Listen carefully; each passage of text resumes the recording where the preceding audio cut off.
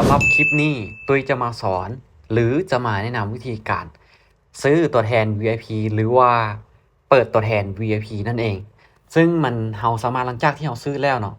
เราสามารถที่จะเอาไปต่อยอดสร้างผลตอบแทนจากตัวแทน VIP นี้ได้เดี๋ยวเบิ่งกันว่าเราจะซื้อจังไดก่อนอื่นเนาะเราต้องมีเงินก่อนเนาะเงินคือตัวนี้เนาะมีอยู่10 เหรียญเราโอนเข้าไปในบัญชีกระเป๋าก่อนโอนเข้าไปในบัญชีกระเป๋าก่อนนะปุ๊บกดโอเคเงินของเราก็เข้าไปในบัญชีกระเป๋าแล้วหลังจากนั้นให้เราเข้าไปที่3 ขีดซ้ายมือเนาะปุ๊บมันจะเห็นคำว่าพันธมิตรเอากดมาในพันธมิตรเลยบ่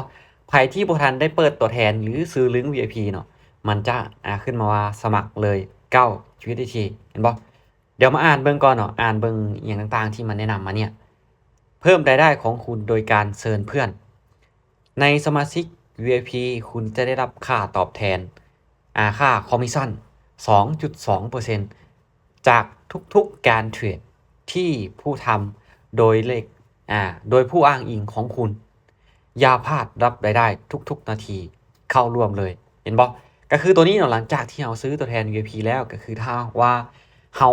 แนะนำหรือมีคนมาสมัครผ่านลิงก์ผ่านรหัสเซิร์ชของเขาจะได้รับค่าคอมมิชชั่นก็คือสูงสุด 2.2% สูงสุดก็คือ 2.2% เนาะที่มันบอกมาเนี่ยแล้วมาอ่านเบิ่งเพิ่มตัวนี้เนาะก่อนที่คนจะเปิดคนต้องอ่านทำความเข้าใจก่อนสเต็ปที่1หรือขั้นตอนที่1สมัครวันนี้สมัครวันนี้เพื่อเริ่มแบ่งปันผลกำไรกับ XR Trade จากการซื้อขายโดยทำ Affiliate ที่คุณแนะนำเห็นบอกจะขึ้นมาและสเต็ปที่2ก็คือ XR Trade จะตรวจสอบใบสมัครของคุณเมื่อได้รับการอนุมัติแล้วคุณจะได้รับลิงก์ผู้อ้างอิงไม่ซ้ำใครเพื่อแบ่งปันกับทีมของคุณและตัวที่3ก็คือโปรโมทลิงก์ที่คุณกำหนดเองผ่านบทความและเนื้อหาอื่นเพื่อรับคอมมิชชั่นตลอดชีพสำหรับการซื้อขายทั้งหมดที่ทำโดยบริษัทในเครือข่ายที่คุณแนะนำเห็นบอกคือถ้าเราซื้อเท่านึงก็ถือว่าเราสามารถสร้างรายรับได้ตลอดเลยจนกว่าที่แพลตฟอร์มหรือว่าเว็บไซต์ตัวนี้มันจะปิดถ้าว่าโอเคแพลตฟอร์มและเว็บไซต์มันบ่ปิดเราสามารถที่จะสร้างรายรับหรือผลตอบแทนได้ตลอดเวลาถ้าว่ามีคนที่เทรดหรือสมัครผ่านลิงก์ของเราจะได้นะตัวนี้ทุกคนสามารถเปิดได้ทุกคนสามารถที่จะเปิดได้คือกันเพียงแต่ว่าเราซื้อหรือลงทุนเพียงแต่9 USDT เท่านั้น9 USDT เท่านั้นเนาะถ้าเราจะซื้อเราก็กดมาเลยกดสมัครปุ๊บมาในที่นี่ทุกคนเห็นบ่มันจะให้เรากดติ๊กหรือว่ากดยืนยันต่างๆเนาะอัปเกรดเป็นสมาชิก VIP ราคาเพียงแค่9 เหรียญและรับสิทธิ์ประโยชน์สุดพิเศษคุณต้องการเข้าร่วมหรือไม่ข้อกำหนดเนาะยืนยันและยอมรับเราติ๊กไปสันได้อ่านและยอมรับนโยบายใครที่อยากจะอ่านก็เข้าไปอ่านได้เนาะเดี๋ยวโอเคตุ้ยจะติ๊กไปเลยถ้าว่าติ๊กทั้ง2แล้วมาในที่นี่เราต้องใช้รหัสผ่านธุรกรรมของเรารหัสผ่านธุรกรรมก็คือเป็นรหัส6 ตัวที่เราตั้งหลังจากที่ตั้ง 2FA แล้วก็ตั้งรหัสผ่านธุรกรรมเป็นรหัสตัวนั้นเราก็เอามาใส่หลังจากที่เอามาใส่ปุ๊บเราก็กดกดคำว่ายืนยันไปปุ๊บแล้วเขาสามารถที่จะเปิดตัวแทน VIP ได้เนาะเดี๋ยวตัวจะซื้อแล้วก็จะให้ทุกคนไปเบิ่งในหลังจากที่ตัวซื้อตัวแทน VIP แล้วเนาะหลังจากที่เขาเปิดตัวแทน VIP แล้วเนาะก็คือให้เราเข้ามาอยู่บอน3 ขีดตัวนี้ปุ๊บแล้วเข้ามาบอนว่าพันธมิตรนี่จะเป็น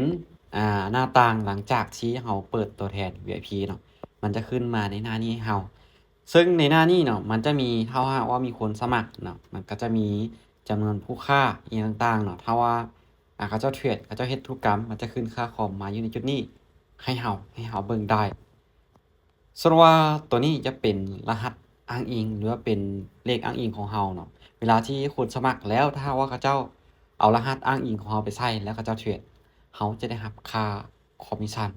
ในตัวนี้เนาะตัวนี้จะเป็นลิงก์อ้างอิงถ้าว่าโอเค